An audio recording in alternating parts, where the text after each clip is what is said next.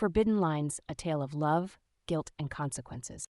I never thought a simple favor could completely unravel my life. My name is Sophia, and I'm 27.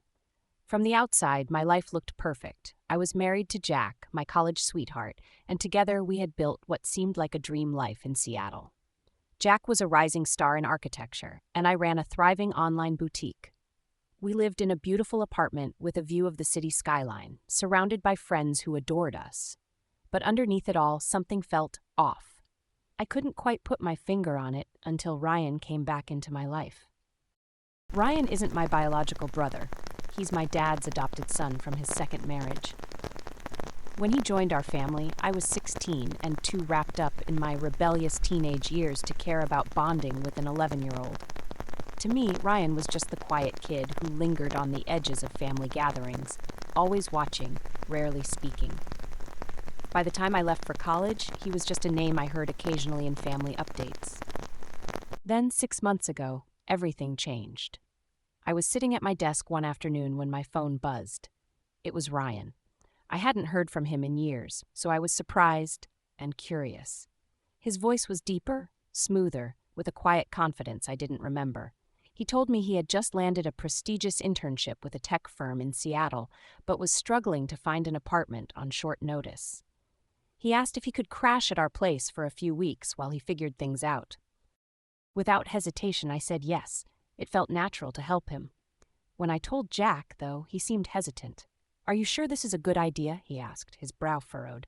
I brushed off his concern, reassuring him it was only temporary. After all, Ryan was family. What harm could it do? The day Ryan arrived, I wasn't prepared for what I saw. The awkward, lanky boy I remembered was gone. In his place stood a man who exuded confidence. He was tall, broad-shouldered, with piercing green eyes and a sharp jawline. His dark hair was perfectly styled, and his smile carried an edge of charm that felt almost disarming. When he hugged me, it felt warm, familiar. But there was something else, something I couldn't quite name. "You've changed," I said, trying to mask my surprise. He smirked. "So have you." At first, things felt normal. Jack was busy as always, spending long hours at the office or locked in his home study. Ryan and I coexisted like polite roommates, exchanging pleasantries over coffee or passing each other in the hallway. But the silence between us wasn't empty. It was heavy, almost expectant, like something unspoken lingered just beneath the surface. One night, I was curled up on the couch scrolling through Netflix when Ryan wandered into the living room. "What are you watching?" he asked, plopping down beside me. We ended up watching an entire sci-fi series together, debating plot twists and laughing at the same jokes. It became our routine, late-night marathons, sharing snacks, and getting lost in easy conversation. It felt natural, even comforting.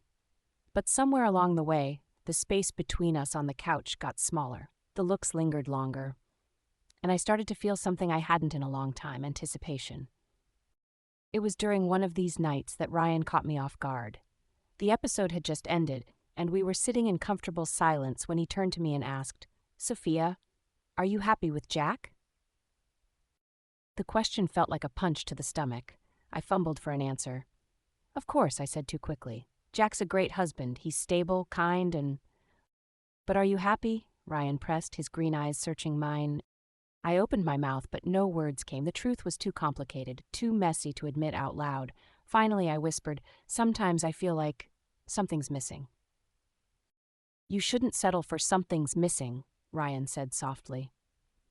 His words stayed with me long after he'd gone to bed, echoing in my mind as I replayed the cracks in my life, the distance between Jack and me, the way he barely looked at me anymore, the hollow feeling I tried so hard to ignore.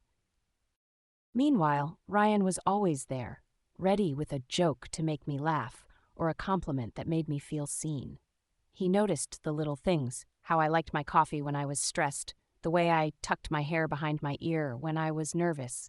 It was intoxicating to be around someone who paid attention to me in a way Jack hadn't in years.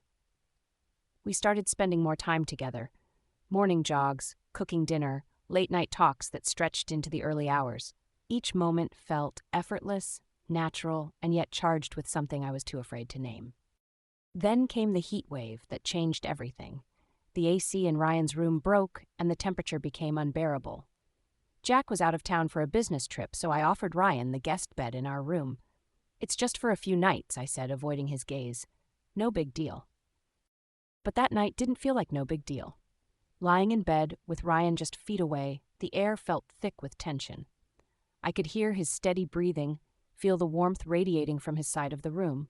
Sleep didn't come easily. I stayed awake for hours, torn between what I wanted and what I knew I couldn't have. The next day, everything should have gone back to normal, but it didn't. The proximity had changed something between us, making every glance, every accidental touch, feel amplified. One evening, as we stood in the kitchen cleaning up after dinner, our hands brushed. It was such a small, innocent moment, but it sent a jolt through me. When I looked up, Ryan was staring at me with an intensity that left me breathless. "Sophia," he said quietly, stepping closer, "I can't keep pretending." "Pretending what?" I whispered, even though I already knew. "That I don't feel this way about you." His words hung in the air, daring me to respond. My heart raced, torn between fear and longing. Before I could think, he leaned in, his lips brushing against mine in a kiss that was both tender and desperate. Everything I had tried to suppress came rushing to the surface. In that moment, nothing else mattered. Not Jack, not the consequences, just us. That night, we crossed a line we could never uncross, and while it felt right in the moment, the weight of what we'd done settled heavily in the days that followed. Jack came home, blissfully unaware of the storm brewing beneath the surface. Ryan and I tried to act normal, but the tension was impossible to ignore. Every glance, every touch, felt like a silent confession of what we'd done and what we still wanted. Eventually, the guilt became unbearable. One night, as I stood in the doorway of Ryan's room, he looked up at me with tears in his eyes. "I think I need to leave," he said softly. "If I stay, I'll ruin everything." His words shattered me, but deep down I knew he was right. Our love, as intoxicating as it was, came at too high a cost. The morning he left was one of the hardest of my life. I watched from the window as he loaded his car, his shoulders heavy with the weight of what we couldn't have. As he drove away, it felt like a piece of me went with him. What would you have done in my shoes? Could you have walked away? Let me know in the comments below, and don't forget to subscribe for more stories like this one. Until next time, this has been Silent Confessions, where every story has a secret waiting to be told.